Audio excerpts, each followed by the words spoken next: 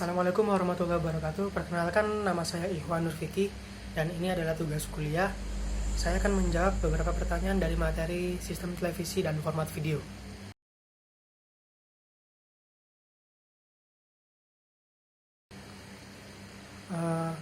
Sistem televisi adalah sinyal elektronik untuk disampaikan ke suatu jarak yang jauh, baik itu melalui penghantar ataupun melalui hubungan radio, di mana transducer pada sisi penerima akan mengubah sinyal elektronik tersebut untuk kembali ke bentuk aslinya. Dan untuk sistem televisi itu sendiri ada tiga ya. Ada tiga. Yang pertama adalah NTSC, yang kedua adalah PAL, yang ketiga adalah SCAM. Untuk NTSC sendiri dipakai di negara Amerika, Kanada, Jepang, Korea, dan Meksiko. Untuk PAL ada di negara Australia, China, Asia, Indonesia, India, sebagian besar Eropa, dan Inggris. Untuk SCAM sendiri ada di Perancis, Asia Tengah, dan Afrika.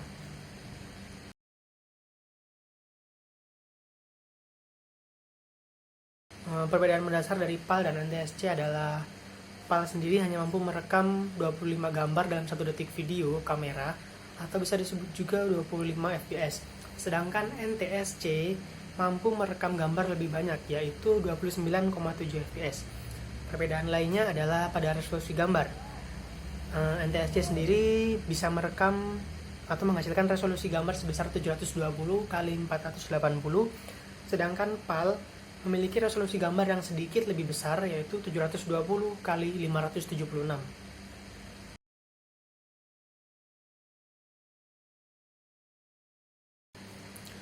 Aspek rasio televisi adalah hubungan perbandingan antara panjang dan lebar, di mana hubungan perbandingan itu dinyatakan dalam angka yang dipisahkan 2 titik.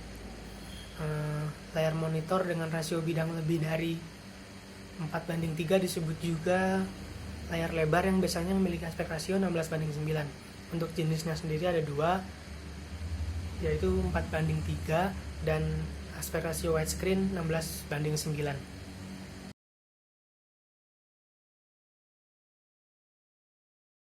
Pengertian produksi acara adalah suatu proses kreatif yang melibatkan penggunaan alat-alat dan koordinasi sekelompok individu yang memiliki kemampuan teknis untuk mengkomunikasikan pikiran dan perasaan kepada penonton. Di bagian manapun kita berperan, harus disadari bahwa proses produksi acara televisi adalah suatu teamwork. Bahkan dengan hanya sebuah kamera praktis sekalipun, kita masih membutuhkan bantuan orang lain untuk memegang mikrofon, lampu, reflektor, atau alat lainnya, supaya kita bisa memperoleh hasil yang maksimal.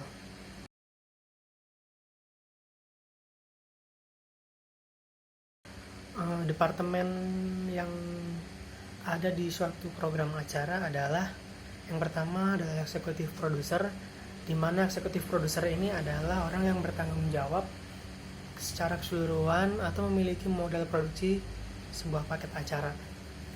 Dan yang kedua adalah produser, di mana produser ini adalah bertanggung jawab atas seluruh produksi dari mulai perencanaan, penulisan naskah, produksi final, dan editing.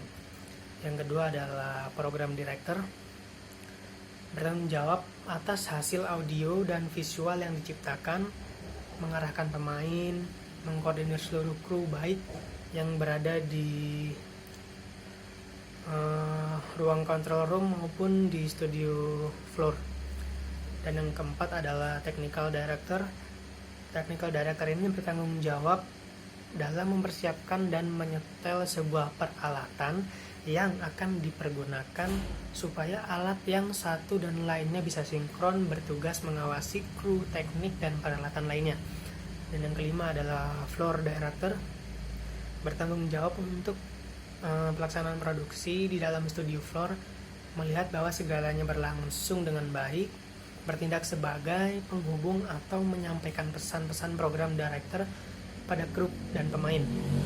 Dan yang ke-6 adalah switcherman, ya, dia tugasnya adalah mengoperasikan peralatan video mixer dan bertanggung jawab memilih gambar di ruang sub control. Dan yang ketujuh adalah kameramen tentunya. Tugas kameramen sendiri adalah mempersiapkan dan mengatur kamera secara baik sehingga memperoleh gambar dan komposisi yang tepat. Yang kedelapan ada audioman. Audioman ini bertanggung jawab pada peralatan mixing, audio mixer, dan bermacam-macam sumber audio seperti mikrofon, tape recorder, mengatur balance suara, dan berbagai sumber juga mengatur penempatan mikrofon. Dan yang terakhir ada lighting man. Lighting man ini tentu bertanggung jawab atas perencanaan dan pelaksanaan tata cahaya, mengatur penempatan sumber cahaya, mengarahkannya sehingga memperoleh efek yang diinginkan. Oke, terima kasih. Sekian dari saya. Kurang lebihnya mohon maaf. Wassalamualaikum warahmatullahi wabarakatuh.